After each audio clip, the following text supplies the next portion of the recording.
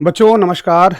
आप सभी बहुत अच्छे हैं उम्मीद है। और जो भी साथी एक्स ग्रुप की तैयारी कर रहे हैं, अगर उनके कुछ डर हैं मन में कि कट ऑफ बहुत ज़्यादा जा रही है, सब्जेक्ट में मेरे कितने नंबर होने चाहिए और कैसे मैं उन नंबरों को ला सकता हूं, तो ये वीडियो स्पेशली आप सभी के लिए बनाया गया है, जिसमें हम चर्चा करेंगे कि कितने नंबर अब फिलहाल जब कट ऑफ बहुत ज़्यादा जा रही है उसको पार करने के लिए होने चाहिए।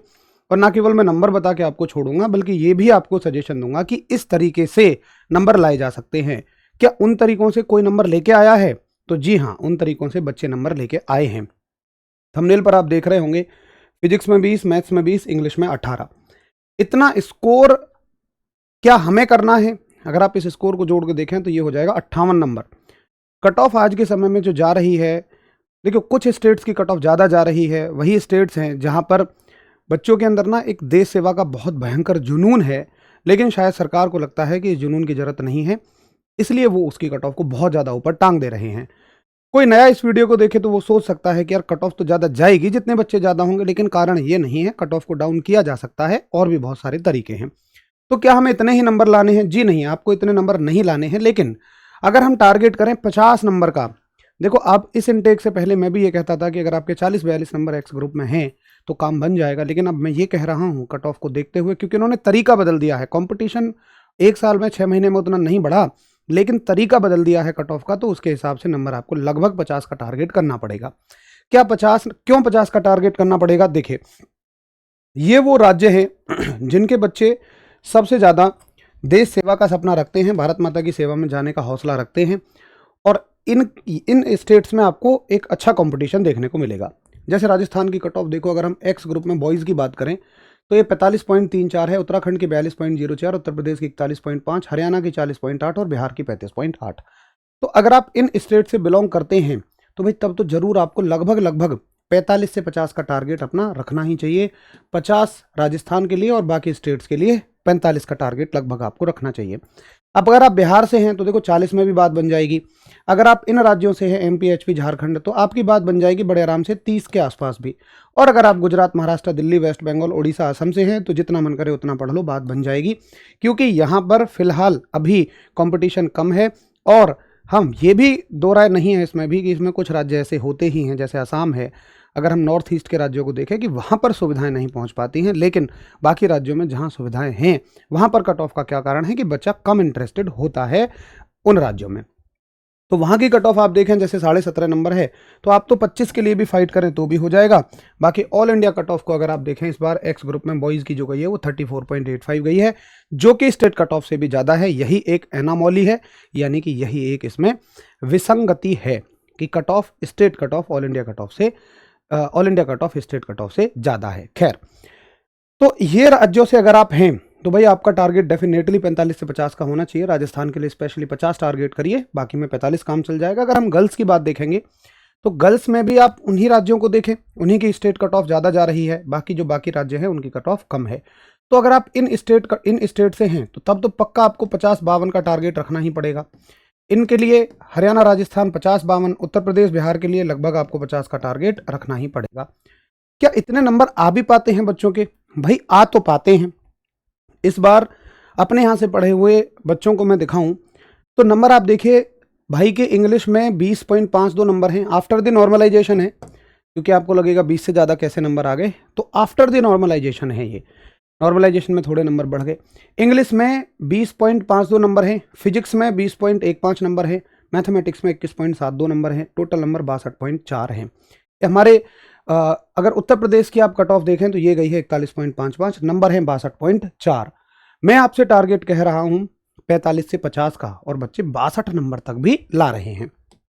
आगे आप देखें कुछ बच्चों को तो इनके 48.38 तक भी नंबर हैं, इनके 58.31 तक भी नंबर हैं। ये सभी वो बच्चे हैं जिन्होंने इस बार RWA से पढ़ कर के इतने नंबर लेकर आए हैं जो 1/2027 का इनटेक हुआ है, और अभी वो सभी वेट कर फेज़ 2 की तैयारी में लगे हुए हैं, फेज़ 2 के एडमिट कार्ड का वेट कर रहे हैं। आगे देखिए, ये भाई हैं, इनके नंबर हैं 55, इंग्लिश में 17 हैं, 17.65, फिजिक्स में 18.19, मैथमेटिक्स में 19.30, टोटल नंबर 55।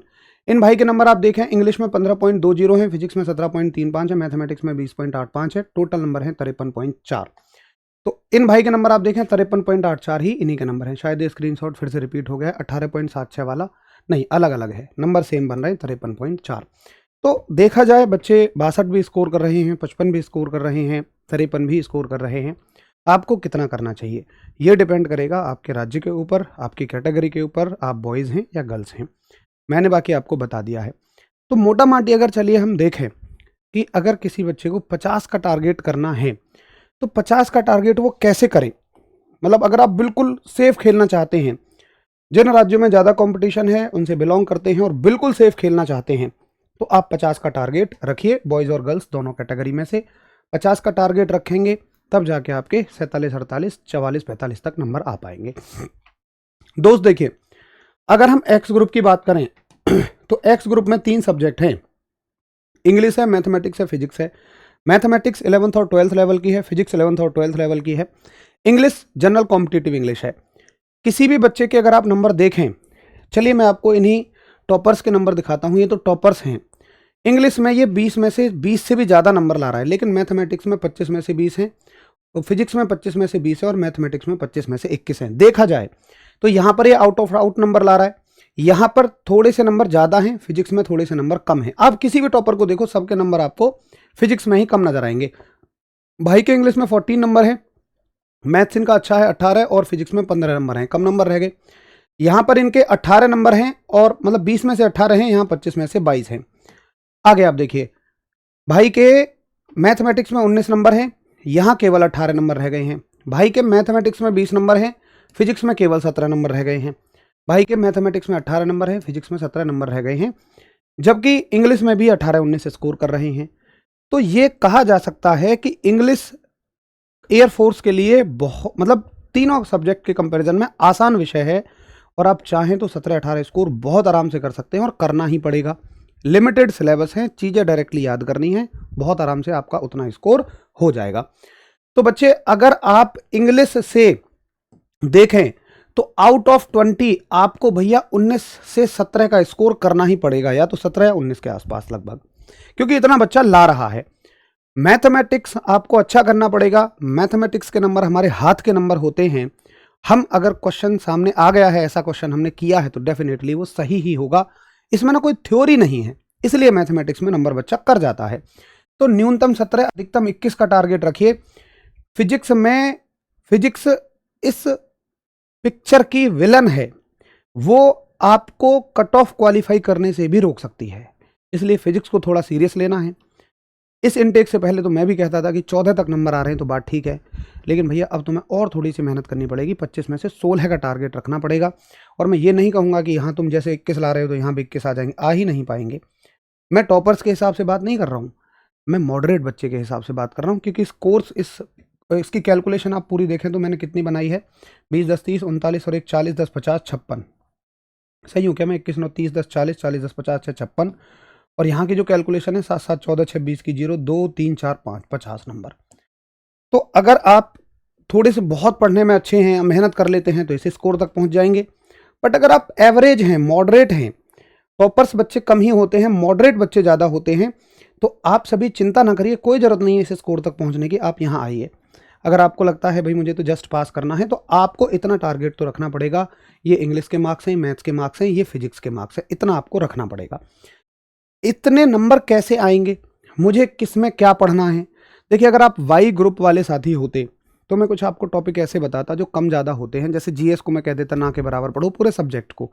लेकिन यहाँ पर तीनों सब्जेक्टों में कुछ भी ऐसा नहीं है कि किसी सब्जेक्ट को आप ना पढ़ो, लेकिन सब्जेक्ट के अंदर चैप्टर्स जरूर ऐसे हैं कि उन चुनिंदा चैप्टर्स से ही एयरफोर्स सवाल पूछता है। आओ जरा, जैसे मैं आपको बताऊं, इंग्लिश को अगर आप उठाकर देखें, इस बार आंसर की पहली बार एयरफोर्स में आई है, तो हमने एक एनालिसिस किया। अब देखिए कि अगर आप इन चैप्टर्स को कर लें तीनों को बहुत अच्छे से, जैसे एरर है, पैसेज है, वोकैब है, 5, 4, 9 और 4, 13, 13 नंबर आउट ऑफ 20 तो आपके यहीं कवर हो गए। बाकी के बचे हुए 7 नंबर इन चैप्टर से आपके कवर होते हैं। यानी कि आप देखो 13 नंबर 3 चैप्टरों से और बाकी के 7 नंबर 6 चैप्टरों से। तो सबसे पहले आपकी प्रायोरिटी क्या होनी चाहिए? अगर कोई बच्चा यहाँ पे बहुत ज़्यादा फोकस कर रहा है बट इन पे फोकस नहीं कर रहा, तो वो एक स्ट्रेटजी के साथ नहीं चल रहा। सिलेक्शन एक रणनीति होती है, सिलेक्शन एक स्ट्रेटजी होती है। न केवल सिलेक्शन इस बात से तय होता है कि बस जो मन में आया पढ़ते चले गए, जो जितना अच्छा लगा पढ़ते चले गए, जिसमें हमारा मन लग रहा है पढ़ रहे हैं, जिसमें मन नहीं लग रहा, चाहे वो पेपर के लिहाज से कितना इंपॉर्टेंट है, नहीं पढ़ रहे हैं। पेपर पूरी तरह से मेहनत के साथ एक रणनीति है, स्ट्रैटेजी है। एक टीचर्स के साथ में पढ़ने वाले बच्चे को ये फ़ायदा मिलता है कि ये एनालिसिस ऑलरेडी टीचर करके बैठा है और उसे पता है कहाँ से क्या पूछा जा रहा है और वो सटीक पढ़ा रहा है। तो बच्चे को सिर्फ पढ़ने में मेहनत करनी है। अगर कोई टीचर्स के साथ नहीं जुड़े हुए तो भाई आप इस एनालिसिस को अच्छे से करिए, विश्लेषण को करिए, अपने आप पढ़ाई कर रहे हैं और उन टॉपिकों को इम्पोर्टेंस दीजिए जो पेपर में आपको ज़्यादा स्कोर कराएंगे। ऐसा नहीं है कि सभी को बराबर पढ़ा, बराबर समय दिया। अगर आपके पास एनालिसिस का समय नहीं है तो फिर सीधा टीचर्स के साथ जुड़िए, अपनी तैयारी को करिए। मात्र 3 महीने हैं, इस समय को ज़्यादा से ज़्यादा पढ़ने में निकालिए। सिलेबस भी बड़ा है तो एनालिसिस में अगर आप दिन के 4 घंटे गुजारेंगे, 4 घंटे पढ़ने में गुजारेंगे तो एफिशिएंसी सीधी 50% है। इसलिए बेहतर होगा कि जिन दूसरों ने मेहनत कर ली है इस एनालिसिस पे, उनके मेहनत का आप इस्तेमाल कर लीजिए और अपनी मेहनत को सीधा सीधा सीखने पे आप फोकस करिए। तो ये हो गया ऐसे ही इंग्लिश का। अब ऐसे ही अगर हम फिजिक्स को देखें तो ये हमने 2 शिफ्टों में पेपर हुआ था एक्स ग्रुप का और ये दोनों शिफ्टों के मार्क्स हैं, मतलब दोनों शिफ्टों में 2 क्वेश्चन पूछे गए। तो एक शिफ्ट के लिए आप एक एक करते चले, मतलब आधा करते चले जाइएगा। देखो फिजिक्स में क्या देखने को आपको मिलेगा, जैसे मान लो मैं यहाँ से कहूँ एक सवाल, यहाँ से एक सवाल, यहाँ से किसी शिफ्ट में सवाल पूछा गया, किसी में नहीं पूछा गया, यहाँ से कोई सवाल नहीं पूछा गया, यहाँ से एक सवाल पूछा गया, यहाँ से किसी शिफ्ट में पूछा, किसी शिफ्ट में नहीं पूछा। मतलब अब देखो कि जैसे अब आपको ये दिखेगा अरे यहाँ से 4 का पूछा तो एक शिफ्ट में वो 2 का ही पूछा है। और वैद्युत आवेश तथा क्षेत्र एक बड़ा चैप्टर है, वहां से 2 सवाल बन गए, तो ये ऐसा नहीं कहेंगे हम कि एक चैप्टर से ज़्यादा सवाल पूछ लिए। लेकिन एक खूबसूरती ये देखने को मिलती है कि बहुत सारे चैप्टर ऐसे हैं जिनसे एयरफोर्स सवाल पूछता ही नहीं है। ऐसा नहीं है कि किसी एक चैप्टर से बहुत ज़्यादा सवाल पूछ रहा है, लेकिन इतना ज़रूर है कि बहुत सारे चैप्टर्स ऐसे हैं जिनसे वो सवाल पूछ ही नहीं रहा है। भैया जिनसे पूछ ही नहीं रहा है तो काहे को मैं अपनी एनर्जी उन पर वेस्ट करूँगा। तो पढ़ के तो हमें वो चैप्टर जाने हैं जिनसे सवाल वो पूछता है, लेकिन वो सभी अगर मैं मानूं कि फिजिक्स में 28 चैप्टर हैं 11 12 मिला के, तो लगभग 13 चैप्टर ऐसे हैं कि जिनसे सवाल ही नहीं पूछ रहा। तो बाकी के बचे हुए 15 में से सबसे बराबर सवाल पूछ रहा है। कुछ चैप्टर्स ऐसे हैं जिनसे थोड़े ज़्यादा पूछ रहा है। तो बचे हुए 15 को तो बहुत ध्यान से पढ़ के जाना है, बाकी 13 में आप ढिलाई कर सकते हो, मतलब ऊपर ऊपर से पढ़ सकते हो, सरफेशियल, उतना गहरा पढ़ने की जरूरत नहीं है। ये वो चैप्टर्स हैं जहाँ से कोई वो सवाल नहीं पूछ रहा है। जैसे आप देखें इस बार मैथमेटिकल कंसेप्ट और वेक्टर से कोई सवाल नहीं पूछा, फ्रिक्शन से इस बार कोई सवाल नहीं पूछा है, और यहाँ आप देखें सरफेस टेंशन फ्लूइड, आप कहोगे इस बार नहीं पूछा तो क्या गारंटी है कि अगली बार भी नहीं पूछेगा। भैया मैंने एनालिसिस करके ये वो चैप्टर्स लिखे हैं जिनसे पिछले 3-4 इनटेक से पूछा ही नहीं जा रहा। तो ये चैप्टर ऑब्सोलीट कर दिए हैं एयरफोर्स ने, मतलब उनके हिसाब से शायद आगे की ज़िंदगी में, एयरफोर्स की ज़िंदगी में उनके हिसाब से शायद इनका इस्तेमाल उतना ना होता हो।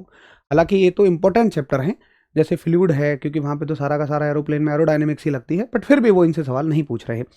हीट है, अब देखो हीट को हम अगर 2-3 हिस्सों में बांटें तो हीट 3 तरीके से होती है। एक है थर्मोडायनेमिक्स, एक है हीट का ट्रांसफर, एक है मॉलिक्यूलर थ्योरी। तो मॉलिक्यूलर थ्योरी और थर्मोडायनेमिक्स से तो सवाल पूछे जा रहे हैं, लेकिन हीट के प्रोपेगेशन से ही, ऊष्मा के संचरण से कोई सवाल वो नहीं पूछ रहा। पीरियोडिक मोशन हमेशा फेवरेट है, लेकिन ध्वनि और तरंगों से कोई सवाल नहीं पूछा जा रहा। इलेक्ट्रिक फील्ड से सवाल है, अब ऐसा नहीं कर सकते हम इससे सवाल है तो इसको छोड़ देंगे, इसको पढ़ के चलेंगे, बट हम ये देखेंगे कि देखो वेव ऑप्टिक्स से कोई सवाल नहीं पूछा, रे ऑप्टिक्स से पूछा है, तो रे ऑप्टिक्स पे ज़्यादा फोकस करेंगे, वेव पे कम करेंगे। बड़ी बात है मॉडर्न फिजिक्स से कोई भी सवाल नहीं है। ये अकेली अगर आप पढ़ने बैठो, मॉडर्न फिजिक्स 3 चैप्टर हैं, कम से कम बहुत न्यूनतम भी करोगे तो 12 क्लास ले जाती है, यानी 12 क्लास 12 दिन आपके मॉडर्न फिजिक्स पढ़ने में वेस्ट हो जाते हैं, जो कि आपको ऊपर ऊपर से पढ़नी है, उतना नहीं पढ़नी है। क्या जरूरी है इस बार नहीं पूछा अगली बार नहीं, अगली बार भी नहीं पूछा जाएगा? भाई मैं कह रहा हूँ इस बार नहीं, पिछले 3-4 इंटेकों में इनसे एक आध सवाल पूछ रहा है, ऊपर ऊपर से सवाल पूछ रहा है। मैं ये नहीं कह रहा हूँ पढ़ के नहीं जाना, मैं कह रहा हूँ कम पढ़ के जाना है, ऊपर ऊपर से पढ़ के जाना है, वो सवाल वहां से बन जाएगा। कम्युनिकेशन सिस्टम पिछले 4 इंटेक से कोई सवाल पूछा ही नहीं गया है, तो ये एक एनालिसिस आपके पास होना चाहिए।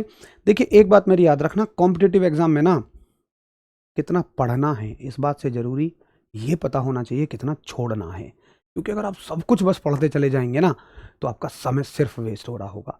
तो ये है आप सभी के लिए एक एनालिसिस। बाकी टीचर्स मैंने आपको एक अच्छे से सारी चीज़ें समझाई हैं। अच्छा ये मैथमेटिक्स का है, मैथमेटिक्स में 25 में से आप देख लो किस सब्जेक्ट से, किस चैप्टर से क्या क्या क्वेश्चंस आते हैं। तो कुछ चैप्टर ऐसे भी हैं जिनसे क्वेश्चन पूछे ही नहीं गए हैं, बाकी कुछ चैप्टर्स ऐसे हैं जिनसे क्वेश्चंस ज़्यादा पूछे गए हैं। आप इनका एक स्क्रीनशॉट ले सकते हैं। तो ये है आप सभी के लिए एक विश्लेषण। अगर आपको पता है कहाँ से क्या आ रहा है, किस टॉपिक से पूछा जाता है, किस तरह का सवाल पूछा जाता है, क्योंकि सिलेबस बहुत बड़ा है। 11वीं और 12वीं 2 सालों का सिलेबस 2.5 महीने में ख़त्म करना, मैं इसलिए कह रहा हूँ क्योंकि आज से आप देखोगे तो आपके पास कितना समय है। अगर तैयारी आपने 15 दिन भी पहले शुरू की होगी ना, तो आपके पास लगभग 3 महीने थे, और 3 महीनों में से 2.5 महीने में आपको सिलेबस ख़त्म करके 15 दिनों में सिर्फ रिवीजन करना है। 2 साल का सिलेबस 2.5 महीने में ख़त्म करना, अगर आप आधा समय विश्लेषण में गुजारोगे तो नहीं हो पाएगा। बड़ा ज़रूरी है कि आप इन सटीक टाइम में सिर्फ पढ़ने पे फोकस करें। तो अगर आप चाहते हैं RWA से जुड़ना तो हर तरीके से आप जुड़ सकते हैं। आपके लिए वायु बैच चला हुआ है। अगर आप कहते हैं कि नहीं मेरे तो नोट्स वगैरह सारे कंप्लीट है, मुझे बस प्रैक्टिस करनी है, तो यूट्यूब पे हम प्रैक्टिस कराएंगे। अगर आप कहते हैं कि मैं प्रैक्टिस के साथ साथ मॉक भी देना चाहता हूं, तो मॉक टेस्ट की सीरीज भी अलग से चली हुई है, उसे आप जाके परचेज कर सकते हैं। बाकी चौथी चीज़ है रिवीजन, वो तो भाई आपको अपने से करना है अभी फ़िलहाल, और हम आपको मैराथन्स के माध्यम से करवाएंगे। आपका टारगेट है 22 सितंबर का पेपर है, तो 10 सितंबर तक सिलेबस खत्म करके 11 सितंबर से आपकी मैराथन्स प्रॉपर शुरू हो जाएंगी। चलिए, तो बताएंगे जरा ये वीडियो आपको कैसी लगी और क्या और आप जानकारी चाहते हैं तैयारी से संबंधित। बड़ी कोशिश की है इस वीडियो को आप सभी के लिए बहुत जानकारी वाली बनाने की, इन्फॉर्मेटिव बनाने की। तो एक कमेंट जरूर चाहूँगा कि कैसी आपको ये वीडियो लगी और क्या टॉपिक पर आप आगे जानकारी चाहते हैं। जय हिंद, जय भारत।